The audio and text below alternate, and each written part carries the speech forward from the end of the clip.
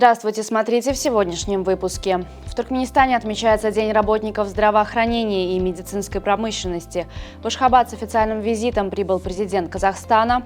Мэр Вены поздравил участников 6-го Венского бала в городе Аркадак и другие новости.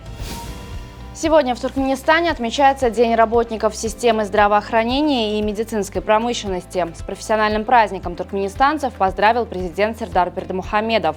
В своем обращении глава государства отметил значительные достижения страны в области здравоохранения, подчеркнув важность модернизации медицинской инфраструктуры и внедрения современных методов лечения. Накануне праздника в Ашхабаде состоялось торжественное открытие Международного оздоровительно-реабилитационного центра и Международного научно-клинического центра физиологии.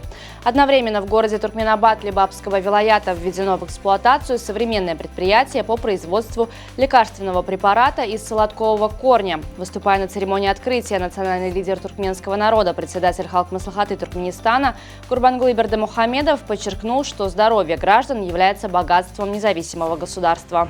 В среду национальный лидер туркменского народа Гурбангулы Бердымухамедов провел встречу с председателем Совета управляющих группы компаний «Чалык Холдинг» Ахмедом Чалыком. В ходе встречи обсуждались успехи Туркменистана в различных отраслях, особенно в национальном здравоохранении, а также перспективы дальнейшего сотрудничества. В Ашхабаде сегодня открыли памятник великому казахскому поэту и мыслителю Абаю Кунанбаеву. Торжественная церемония открытия состоялась в столичном парке Лачин при участии национального лидера туркменского народа, председателя Халк Маслихаты Гурбангулы Бердымухамедова и президента Казахстана Касыма-Жомарт Токаева, прибывшего в Туркменистан с официальным визитом. В мероприятии приняли участие члены правительства, почетные старейшины, руководители и представители министерств и ведомств, включая представителей культуры и СМИ. В ходе церемонии открытия национальный лидер туркменского народа вручил главе Казахстана юбилейную медаль Туркменистана в честь 300-летия Махтумкулиев Раги. Сегодня в городе Аркадак состоится 6-й Венский бал, по случаю которого мэр и губернатор Вены Михаил Людвиг обратился к его участникам. В своем послании Людвиг отметил, что Вена, как музыкальная столица мира, является родиной выдающихся композиторов. В 2024 году более 35 венских балов пройдут в разных странах, предоставляя гостям возможность насладиться атмосферой великолепия и духа Вены. Мэр Вены пожелал всем организаторам международных балов успехов, а гостям незабываемых вечеров, наполненных весельем и радостью. «Все на вальс», – завершил свое обращение Людвиг. Необычайно обильные осадки привели к тому, что пустыня Сахара, известная своим засушливым климатом, оказалась затоплена.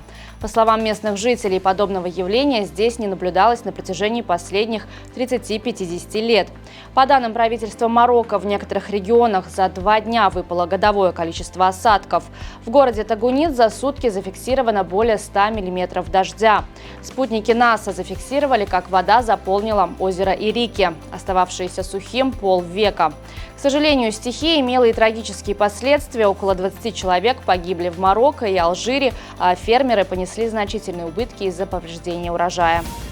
Студент Туркменского государственного института физкультуры и спорта и кандидат в мастера спорта Аман Мухаммед Хомадов одержал победу в главном турнире Кубка шахматной федерации Туркменистана.